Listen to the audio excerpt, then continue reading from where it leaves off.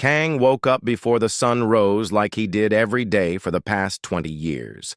He lived alone in an old temple high up in the Korean mountains, where the air was thin and cold. The temple was made of dark wood that had been there for hundreds of years before Kang was even born. His grandfather had lived there and his grandfather before him, and now it was just Kang, all by himself.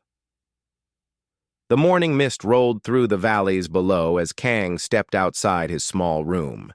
He wore simple black, clothes that his master had given him long ago when he was just a boy, learning the old ways.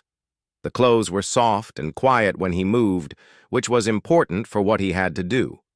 The whole world was changing around him, but up here in the mountains, time moved slower. Kang began his morning practice the same way he had been taught when he was 7 years old. He moved his body in patterns that looked like a dance, but were really deadly fighting techniques. Each movement flowed into the next, like water running down a hill. His hands cut through the air faster than the eye could see, and his feet touched the ground so lightly that he barely left footprints in the dirt. The old masters who taught him were all dead now. They had passed down. Secrets that went back 1,000 years to the first ninja who learned to move like shadows and strike like lightning. Kang was the last one left who knew all the old ways, the last one who remembered what his people could do when they needed to, protect themselves. As he practiced, Kang thought about the strange ships that had appeared in the sky 3 months ago. The whole world had gone crazy when they arrived.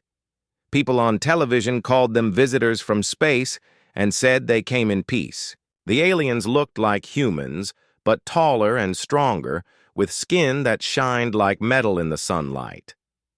Most people on Earth were excited about meeting beings from other worlds. The aliens brought medicine that could cure diseases that had killed people for centuries. They had machines that could grow food in places where nothing would grow before.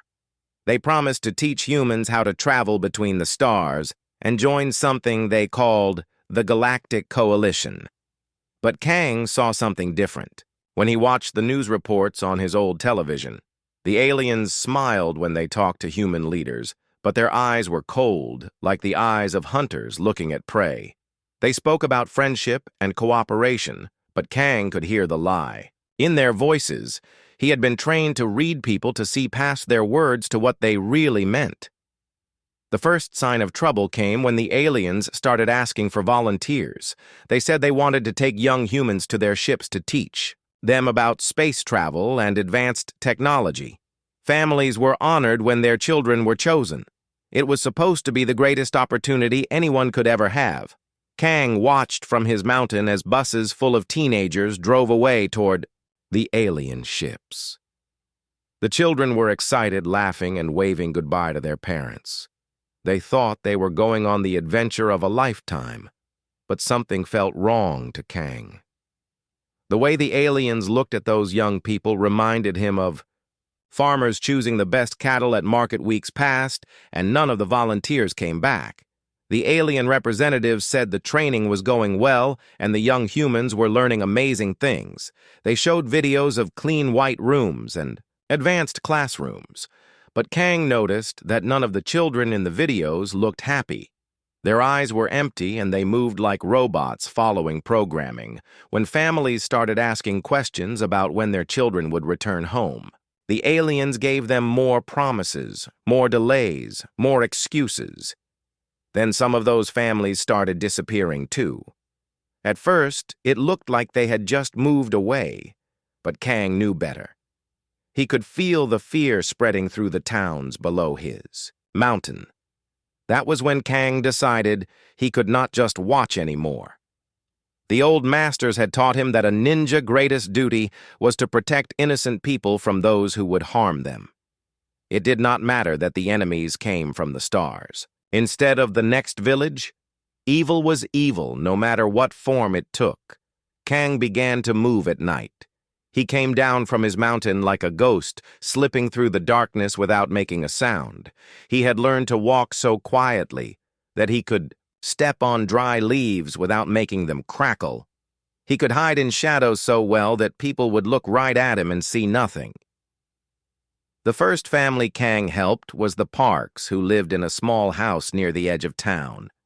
The aliens had marked their Sunday for the next group of volunteers, but Kang reached them first. He appeared at their window like morning mist and told them to pack only what they could carry. They needed to leave tonight and never come back. Mr. Park wanted to argue. He said the aliens were their friends and his son should be proud to be chosen. But Mrs. Park looked into Kang's eyes and saw the truth there.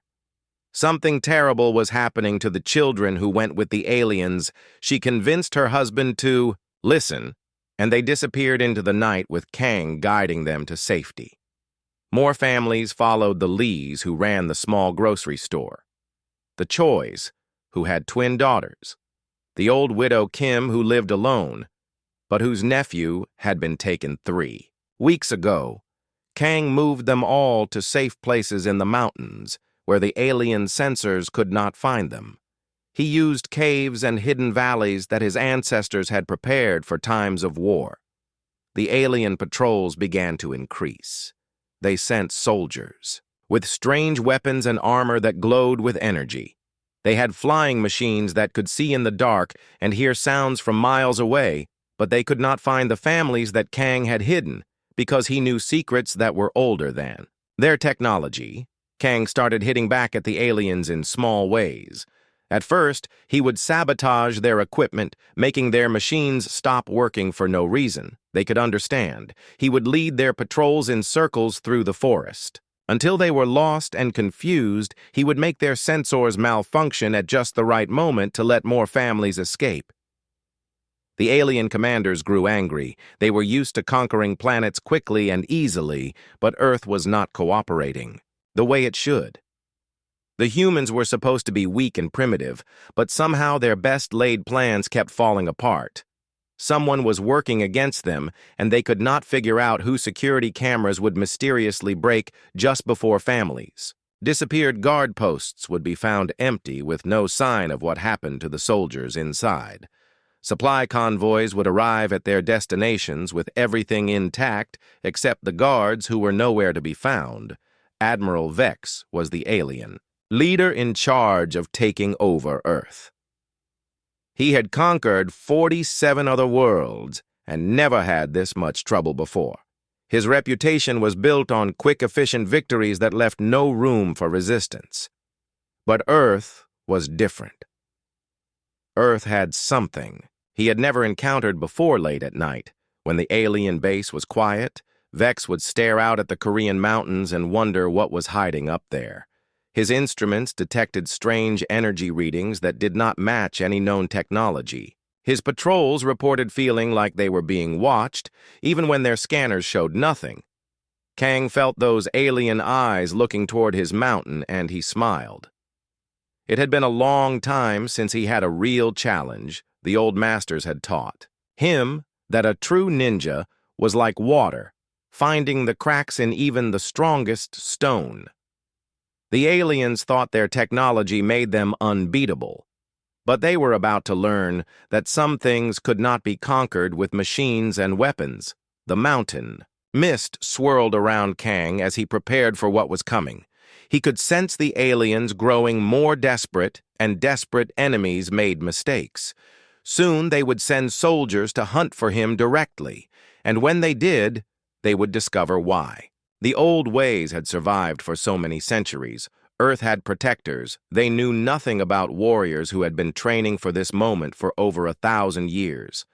The galaxy was about to learn that humanity was not as helpless as it looked. Admiral Vex stood in the control room of his massive ship, looking down at Earth through the metal windows. His 4 arms were crossed behind his back, and his silver skin reflected the light from the computer screens around him.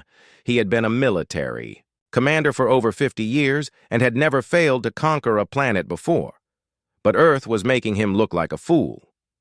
The reports kept coming in, and they were all the same. Missing patrols, equipment failures, operations that went wrong for no Reason anyone could explain Vex had lost more soldiers on this backward planet than he had lost in his last 10 conquests combined.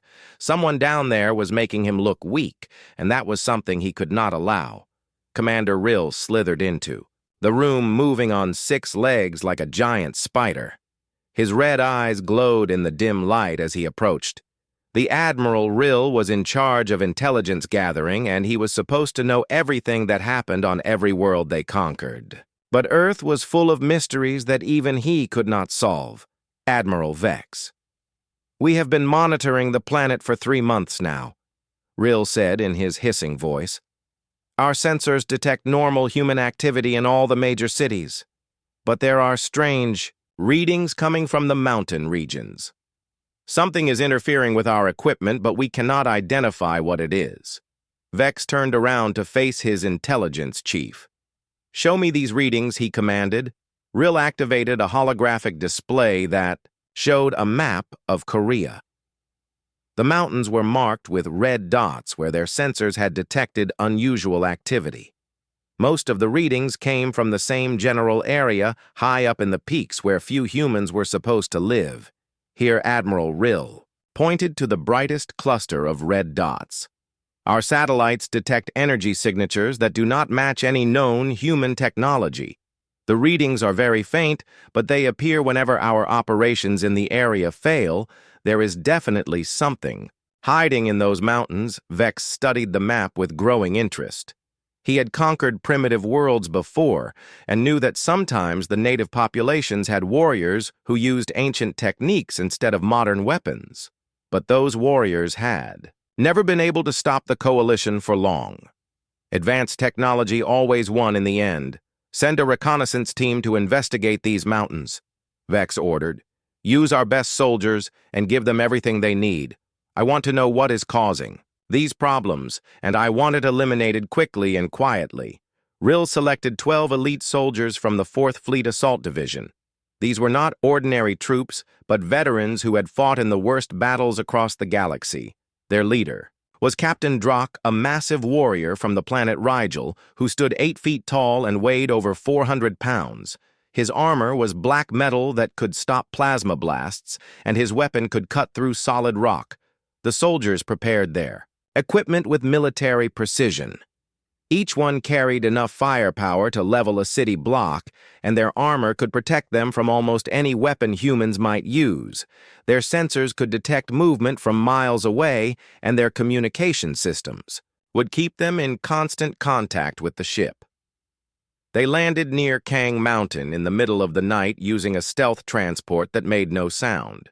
The ship touched down in a forest clearing and immediately became invisible using advanced camouflage technology.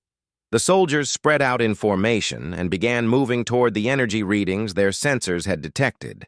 Captain Drock led his team through the dark woods following the signals on his scanner. The readings were getting stronger as they climbed higher up the mountain, but he still could not identify what was causing them.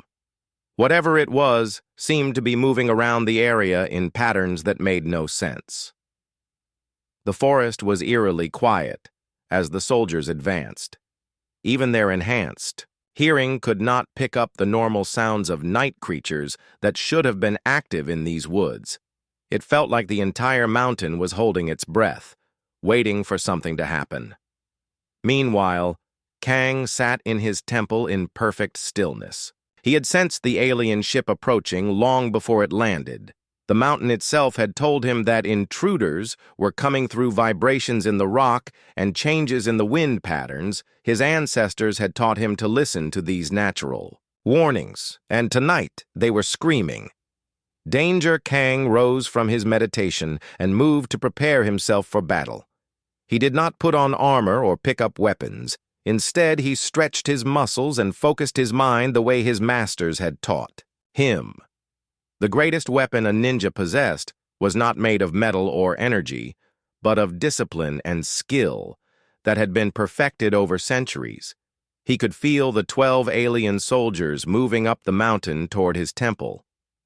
They were trying to be quiet, but to Kang ears, they sounded like a herd of elephants crashing through the forest. Their metal armor clanked with every step, and their breathing was loud and uncontrolled. They might be elite soldiers in space battles, but on Earth, they were clumsy children. The first test came when the soldiers reached the outer perimeter of the temple grounds. Kang had spent years preparing this area with traps and obstacles that looked completely natural. A fallen log that would collapse when stepped on a patch of ground that seemed solid but would give way under the weight of heavy armor, a tree branch positioned to swing down and strike anyone who triggered it. Captain Drock studied the temple through his night vision scope. It was just a simple, wooden building that looked like it had been built centuries ago. There were no signs of advanced technology, no energy shields or weapon systems visible. It seemed impossible that this primitive structure could be the source of their problems. Spread out and search the area, Drock commanded his soldiers. Check every building and scan for any signs of technology. If there is someone hiding here, we will find them and eliminate them quickly. The soldiers began their search, moving with practiced efficiency. They had done this kind of operation hundreds of times on dozens of different worlds. It should have been routine, but something felt wrong. The readings on their sensors were getting stronger, but they still could not pinpoint the source as they searched. Kang watched from the shadows. He had positioned himself in a place where he could see all of the intruders without being detected. Their movements told him everything he needed to know about their training and tactics. They were used to fighting enemies who would meet them head-on with similar weapons and technology. They had no experience dealing with someone who fought like a ghost. The time had come to begin his counterattack. Kang moved through the darkness with the fluid grace of a hunting cat. Every step was perfectly silent, every movement calculated to keep him hidden from their sensors. He had learned to control his body temperature and heart rate to avoid detection by thermal imaging, and his breathing was so controlled that their audio sensors could not pick it up. The alien soldiers continued their search, growing more frustrated as minutes passed. Their equipment was working perfectly, but they could not find any trace of the energy readings they had detected from space. It was as if whatever they were looking for could appear and disappear at will. Captain Drock was beginning to suspect that they had been sent on a pointless mission. The temple was obviously empty, and there were no signs that anyone had lived here for years. Maybe the energy readings were just some kind of natural phenomenon that their scientists had misinterpreted. He was about to order his team to return to the ship when everything changed. One of his soldiers suddenly stopped, responding to radio calls. Drock tried to contact the missing man, but got only silence. When the team went to investigate, they found the soldier weapon lying in the grass, still warm. But there was no sign of what had happened to its owner. That was when Captain Drock realized they were not alone in these mountains. Something was hunting them, and it was something their training had never prepared them to face. The first alien soldier had been checking his scanner when death came for him. Private Kex was a veteran of 30 battles across the galaxy, and his reflexes were faster than any human should have been able to match. But Kang moved like the wind, itself striking from an angle that the alien brain could not process, and vanishing before the soldier even knew he was under attack. Captain Drock found the weapon still glowing with residual energy lying in a patch of disturbed grass. The metal was warm, as if it had just been fired, but there was no sign of the soldier who had been carrying it, just moments before Drock activated his emergency beacon and called for a full team sweep, but deep in his heart, he already knew they would find nothing. "Where is Private Kex?" Drock demanded over the radio, but his remaining soldiers could only report that they had seen nothing, heard nothing detected, nothing on their instruments. It was as if the soldier had simply ceased to exist between one heartbeat and the next. The team regrouped in the temple courtyard, standing back to back with their weapons pointed outward in all directions. Their sensors swept the area continuously, but showed only empty forest and ancient wooden buildings. Whatever, had taken their comrade was either invisible to their technology or had already moved far away. But Kang had not moved far at all. He crouched in the shadows just 20 feet away from the nervous soldiers, close enough to hear their whispered conversations, and smell the fierce sweat that their armor could not contain.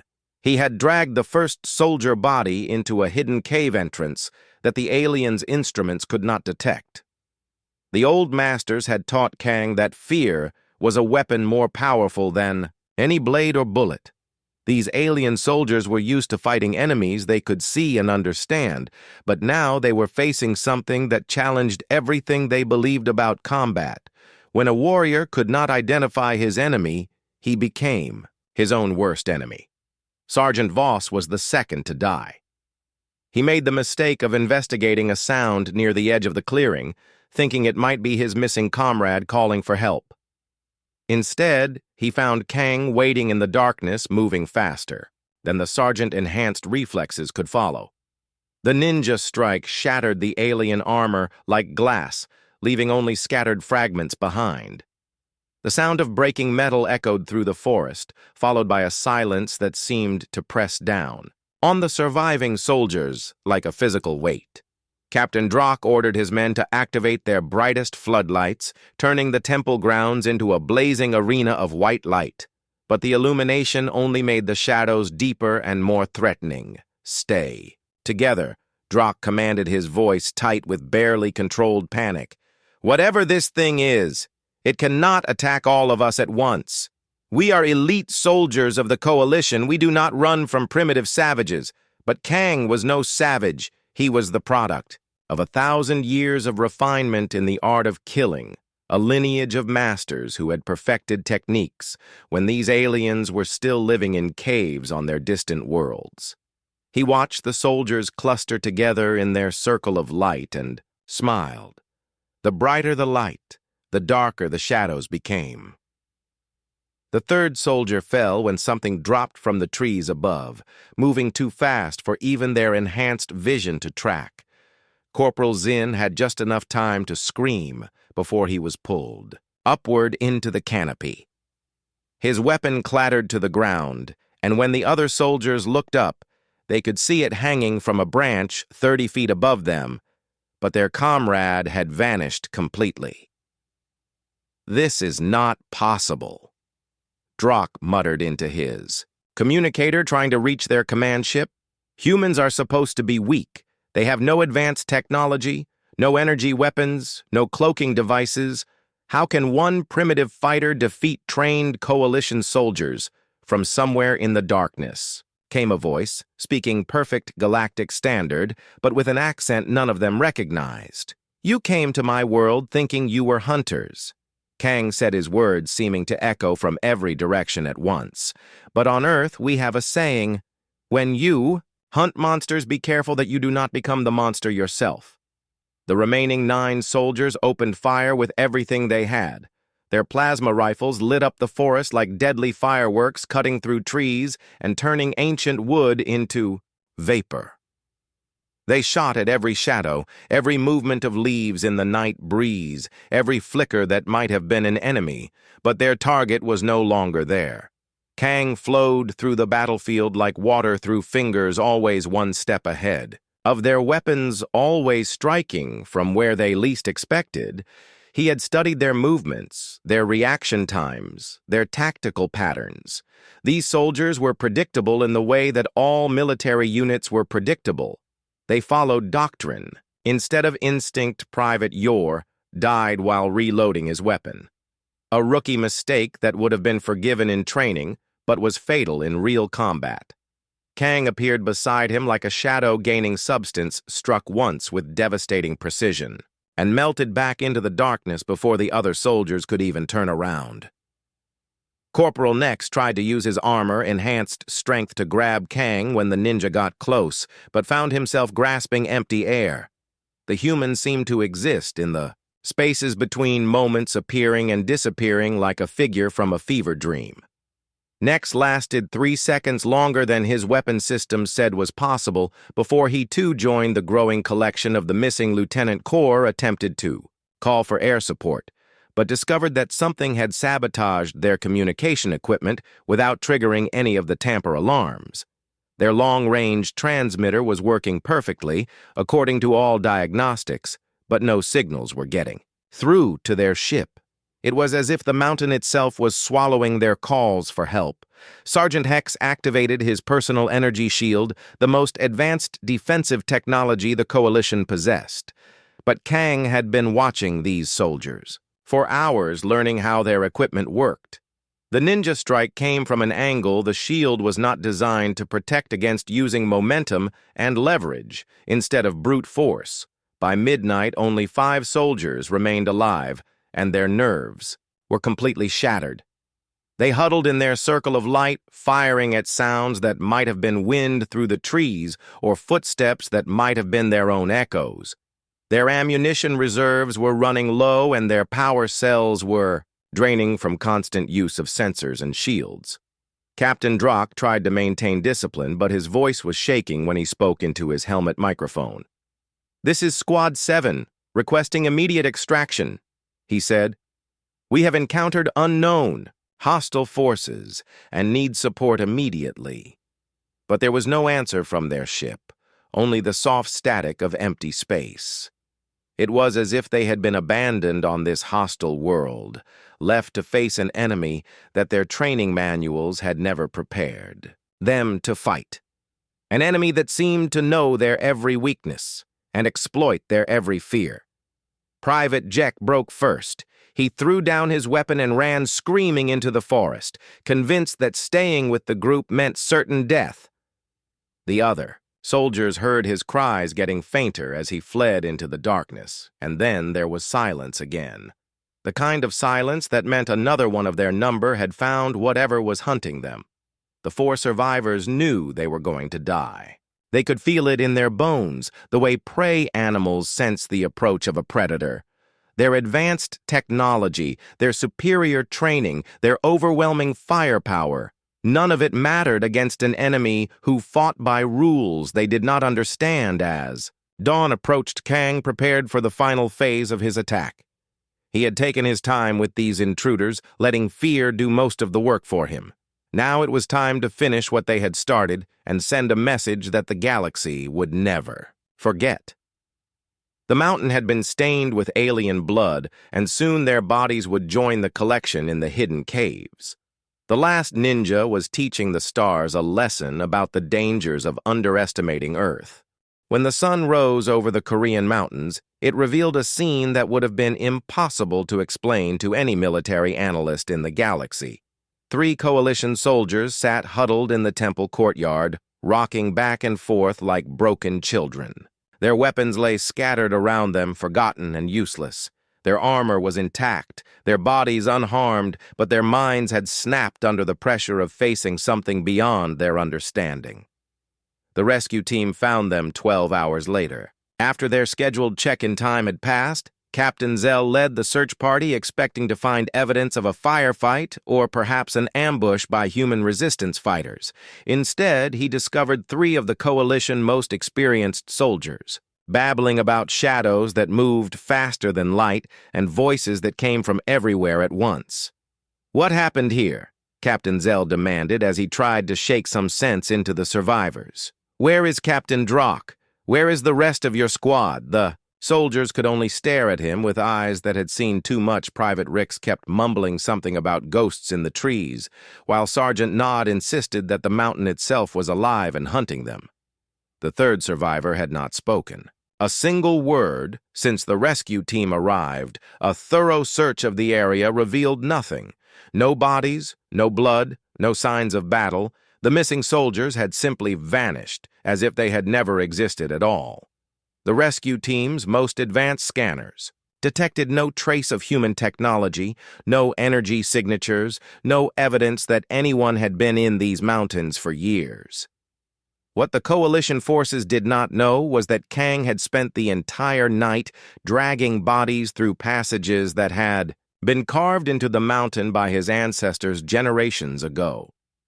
These tunnels followed natural cave systems that had been expanded and modified over centuries, creating a hidden network that no surface scanner could detect deep beneath the temple. In chambers that had been blessed by ancient rituals, Kang arranged his grisly collection. The bodies of 9 coalition soldiers lay in perfect formation, as if standing at attention for a final inspection. Their weapons and equipment had been carefully removed and stored in separate chambers where Kang could study the alien technology. He took no pleasure in the killing, but he understood the importance of what he was doing. Each body was a message written in the universal language that all conquerors understood. These aliens respected only strength, and they needed to learn that humanity possessed a kind of strength their science could not measure or counter. The chambers were lit by torches that burned with a steady flame fed by gases that seeped naturally from the rock. The flickering light cast dancing shadows on the walls, where Kang ancestors had carved their own messages, warnings about previous invaders who had thought to conquer these mountains. Admiral Vex received the report about the failed mission while he was reviewing intelligence data from other conquered worlds. The news hit him like a physical blow. 9 of his best soldiers eliminated by what appeared to be a single human fighter, using nothing but primitive weapons and tactics. It was impossible, and yet the evidence was undeniable. Eliminate the survivors. Vex ordered his intelligence chief commander Rill without looking up from his data screens. I will not have word of this failure reach Coalition Command. The reputation of the 4th Fleet depends on maintaining our image of invincibility. Rill hesitated for a moment. Admiral, the survivors might have valuable intelligence about what they faced in those mountains. Perhaps we should interrogate them first. Vex finally looked up, his silver eyes blazing with cold fury. Those 3 soldiers are broken beyond repair, Commander.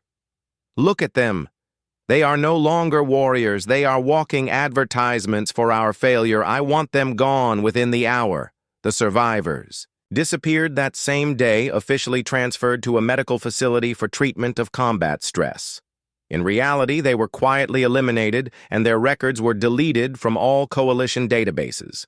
As far as official history was concerned, the mission to the Korean mountains had never happened. But Vex could not delete the failure from his own mind.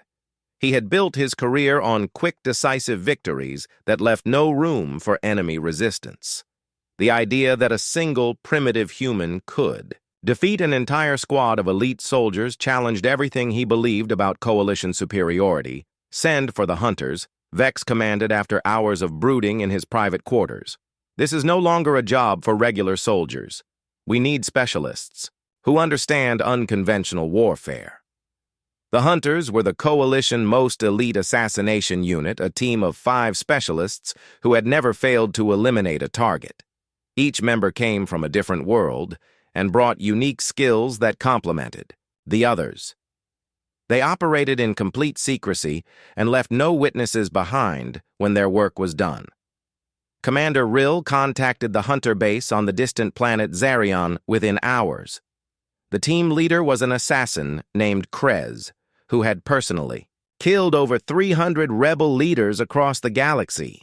His record was flawless, his methods were ruthless, and his reputation was legendary among those who knew such things existed. Send me everything you have on this target, Krez demanded when he received his new assignment. I want detailed scans of the area, complete psychological profiles of all human subjects, and tactical analysis of every failure your forces have experienced. The data package that arrived at Hunter headquarters contained everything the Coalition knew about the mysterious enemy in the Korean mountains, which was almost nothing. Their sensors detected only faint energy readings that could have been natural phenomena. Their surveillance showed empty buildings and abandoned grounds. Their intelligence suggested they were dealing with a single individual, but logic said that was impossible. Krez studied the information with professional interest. The target displayed remarkable skill and training, but also revealed patterns that could be exploited. Every fighter, no matter how good, had weaknesses. It was simply a matter of identifying those weaknesses and applying the right pressure at the right time. He fights like the ancient shadow warriors of my homeworld, Krez mused. To his team members as they reviewed the mission parameters, all ceremony and tradition, but no understanding of modern warfare. We will show him what real hunters can accomplish when they set their minds to elimination. The hunter team prepared for deployment with methodical precision. Each member selected weapons and equipment specifically designed to counter the tactics they expected to encounter. This time, the coalition would not underestimate their opponent. This time, they would be ready for anything an primitive Earth warrior could throw at them. Skix, the demolitions expert, packed enough explosives to level the entire mountain if necessary. If the enemy wanted to hide in caves and tunnels, they would simply collapse all possible hiding places and force him into the open where superior firepower could be brought to bear. Morphex, the shapeshifter, studied human anatomy and behavior patterns until he could impersonate any person the target might trust. The plan was to get close enough for a killing strike before the enemy even knew he was under attack. Viper. The tracker calibrated her sensors to detect even the faintest traces of human biosignatures. No one could hide from her instruments once she locked onto their scent. She had tracked targets across entire star systems and never lost a trail phantom. The sniper zeroed his rifle for Earth gravity and atmospheric conditions. One shot from his energy weapon could punch through a mountain and his targeting system. Never missed, he would provide overwatch while the others closed in for the kill. Together they formed a weapon that had never failed to reach its target. But they were about to discover that Earth's greatest protector had been preparing for exactly this kind of threat his entire life. In the hidden chambers beneath his mountain temple, Kang sensed their approach and began his own preparations for what would be their final hunt. The hunter ship descended toward Earth like a falling star, its hull designed to absorb all forms of detection while moving through space. Unlike the clumsy military transports that had announced their presence with noise and lights, this vessel was built for assassination work. It touched down in a valley 50 miles from Kang Mountain, making no sound and leaving no trace of its passage. Krez led his team toward their target with the patience of a born predator. He had studied the failures of the previous mission and identified every mistake the regular soldiers had made. They had been too loud, too aggressive, too confident in their superior technology. The hunters would make no such errors. Set the charges at these locations, Krez instructed, his demolitions expert while pointing to a tactical map of the mountain. Skix nodded and began placing explosive devices along what appeared to be natural cave entrances. If their target tried to disappear into underground tunnels, they would find themselves trapped with nowhere to run. Viper moved ahead of the group using her advanced sensors to map every living creature within a 10-mile radius. Her equipment could detect heartbeats, breathing patterns, and even the electrical activity of nervous systems.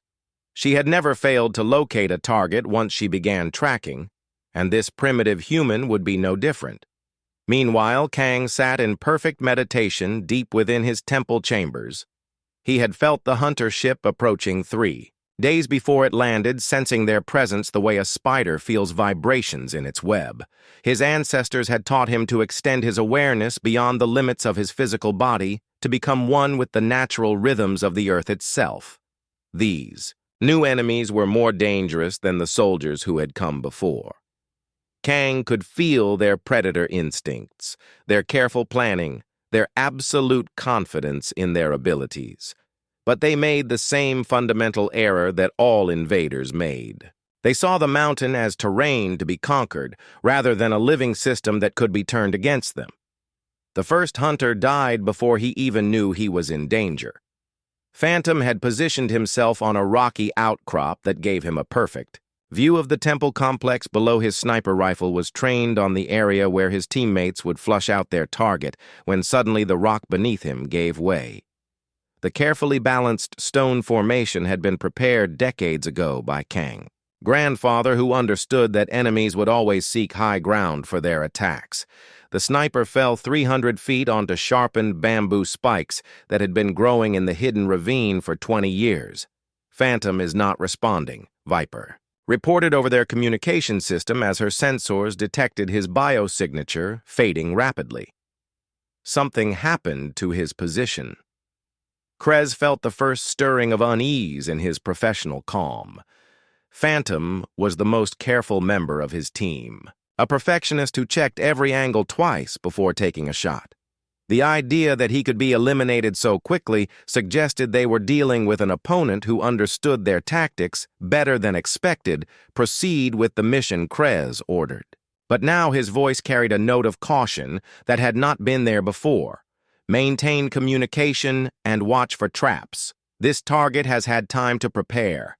Defenses Skix reached the first cave entrance and began setting up his explosive charges. The devices were small but incredibly powerful, designed to collapse underground passages while creating minimal surface disturbance. He had used similar tactics on dozens of worlds and never failed to flush out hiding enemies. The explosion that killed Skix came from beneath his feet, rather than from the charges he was planting. Kang had spent years preparing secondary traps that would be triggered by anyone tampering with the obvious cave entrances. The demolitions expert vanished in a shower of rock and flame that could be seen for miles. 2 down, 3 to go, Kang whispered to himself as he felt the mountain shake from the explosion.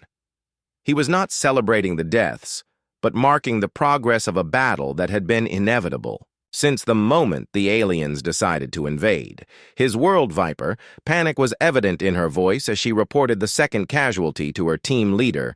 Skix's biosignature just disappeared completely. Admiral, whatever we are facing up here, it knows. We are coming and it has prepared countermeasures for our standard tactics. Krez made a decision that would have saved his remaining team members if he had made it sooner. Fall back to the extraction point, he commanded. We need to reassess our approach and develop new strategies for dealing with this target, but Kang was not going to let them retreat and regroup. He had studied their movement patterns during their approach and identified the location of their ship. More importantly, he had recognized that these enemies were different from the soldiers who had come before. These were professional killers who would keep coming back until either they were dead or Morphex never saw the throwing star that killed him. The shape-shifting assassin was covering the team withdrawal when something struck him in the center of his transformation matrix. The weapon was forged from metal, salvaged from Coalition equipment turned against its creators by someone who understood how to exploit the weaknesses in advanced technology. The injury should not have been fatal, but the throwing star disrupted Morphex's ability to maintain his shifted form. He found himself trapped halfway between his natural reptilian shape and his human disguise. His body began to tear itself apart as conflicting DNA patterns tried to assert dominance over the same physical space. Morphex's screams echoed across the mountain until they suddenly stopped, leaving only the sound of wind through the trees. Krez and Viper found his body twisted into an impossible position that made it clear his own abilities had killed him. The throwing star was nowhere to be found, but the message was obvious. This is not possible, Viper whispered as she stared at her dead teammate. Our intelligence said humans have no knowledge of Coalition biology. How could he know exactly where to strike to cause a cascade failure in the transformation matrix? Because Kang had spent months studying the bodies in his hidden collection, learning everything he could about alien anatomy and technology. He understood these invaders better than they understood themselves, and that knowledge was now being turned into a weapon that their science could not counter. Krez realized that only he and Viper remained from what had been the most elite assassination team in the galaxy. They were being systematically eliminated by an enemy who seemed to anticipate their every move. Someone who had turned their own strengths against them with deadly precision. We returned to the ship now, Krez ordered, but when they reached the landing site, they discovered that their vessel had been completely dismantled. Every critical system had been sabotaged with surgical precision, leaving them stranded on a hostile world with no way to call for help. The work had been done by someone who understood Coalition technology well enough to disable it without triggering any security protocols. Their communication array was intact, according to all diagnostics, but no signals were getting through to their command ship. It was as if the mountain itself was blocking their transmissions. Krez looked at the wreckage of their transport and felt something he had never experienced in 40 years of professional killing. True fear not of death, but of facing an opponent who was clearly superior in every way that mattered. They had come to Earth expecting to hunt a primitive savage.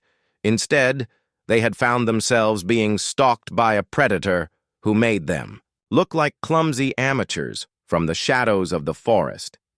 Kang watched the two surviving hunters examine their destroyed ship. He could have killed them both in that moment, but he wanted them to understand what was happening to them.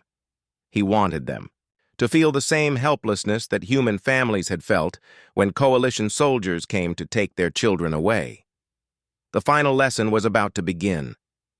Krez and Viper made their final stand in a clearing near their destroyed ship. The two surviving hunters positioned themselves back to back, scanning the forest with weapons that could level city blocks, but feeling more helpless than they had ever felt in their professional lives. Their advanced equipment hummed with power, but seemed useless against an enemy who fought by rules they could not understand. "Show yourself, coward!" Krez shouted into the darkness around them. "Face us in honorable combat, instead of hiding like a frightened animal." His voice carried the desperation of a predator who had suddenly discovered he was actually the prey. The forest remained silent for long moments, broken only by the soft whisper of wind through ancient trees. Then the shadows between the trunks seemed to shift and flow, and Kang emerged from the darkness as quietly as morning mist. He wore his simple black clothing and carried no weapons that the aliens could detect, but something in his presence made both hunters step backward involuntarily. "Honor," Kang said in their language, his voice carrying the weight of 1,000 years of tradition. "You speak of honor while invading my world, stealing my people, turning children into soldiers, for wars they did not choose. Where is the honor in that?" Viper raised her tracking rifle and fired a burst of energy that should have vaporized any human target. But Kang moved like water flowing around stones, the deadly beams passing through empty air where he had been standing a fraction of a second before. The ninja seemed to exist in the spaces between moments appearing and disappearing faster than their enhanced reflexes could follow. "Impossible," Viper whispered as she watched her targeting. Systems struggle to lock onto a target that refused to follow the laws of physics. The human moved with a grace that defied gravity itself, as if he had learned to dance with forces that Coalition science could not measure or explain. Krez emptied his weapon power cell in a desperate spray of destruction that turned trees to vapor and melted rock into glass. But when the firing stopped, Kang stood directly in front of him, close enough to touch, but completely unharmed. The ninja had flowed through the storm of energy like smoke through a hurricane.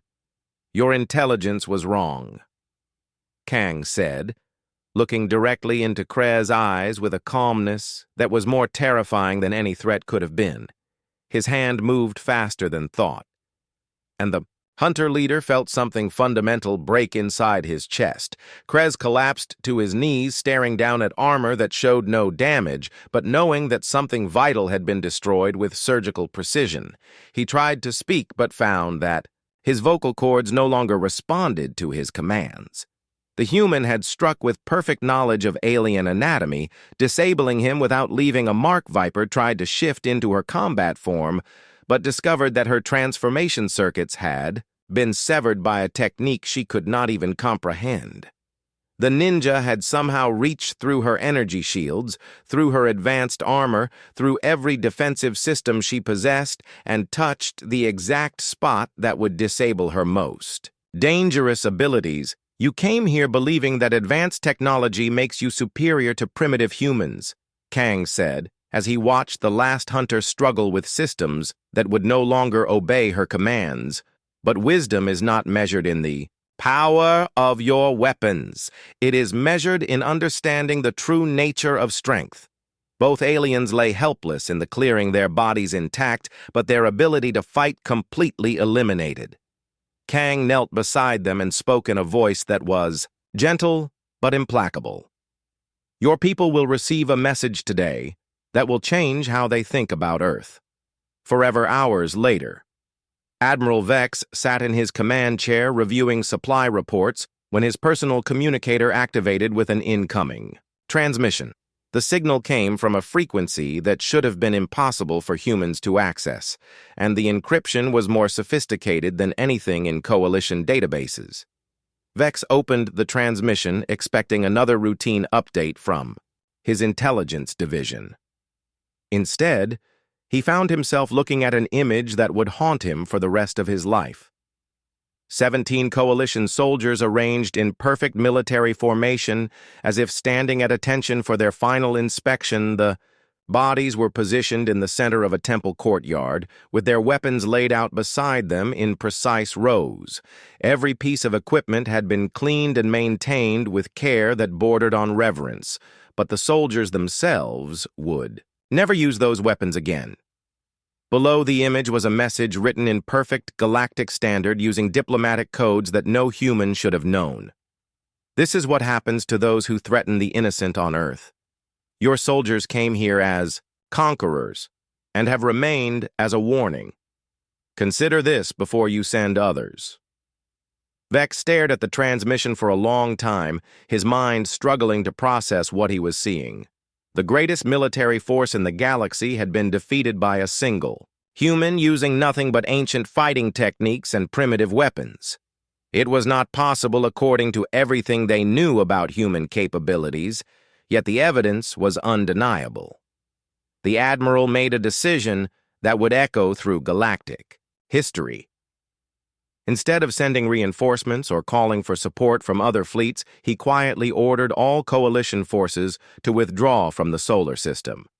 In his official report, he cited unexpected technical difficulties and recommended that Earth be classified as a protected world too primitive to warrant further attention, but in his private files accessible only to future fleet commanders, Vex left a different message.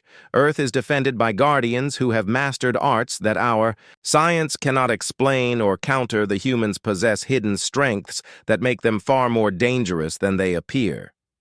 Recommend permanent quarantine and extreme caution in any future contact. Deep in his mountain temple, Kang felt the alien ships departing and allowed himself a moment of satisfaction. The immediate threat to his world had been eliminated, but he knew that other dangers would come.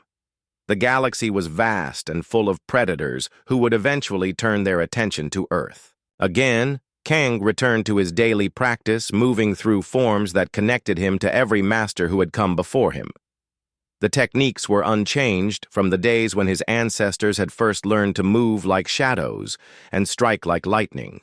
But now, those ancient skills carried new purpose as guardians of a world that reached toward the stars. The last ninja had sent a message that would travel across the galaxy faster than any spaceship. Humanity was not as helpless as it appeared, and Earth would never be an easy conquest for anyone. The old ways were not dead, and those who threatened innocent people would discover that some traditions were worth preserving with blood and honor. In the depths of space, alien commanders would receive reports about the mysterious failure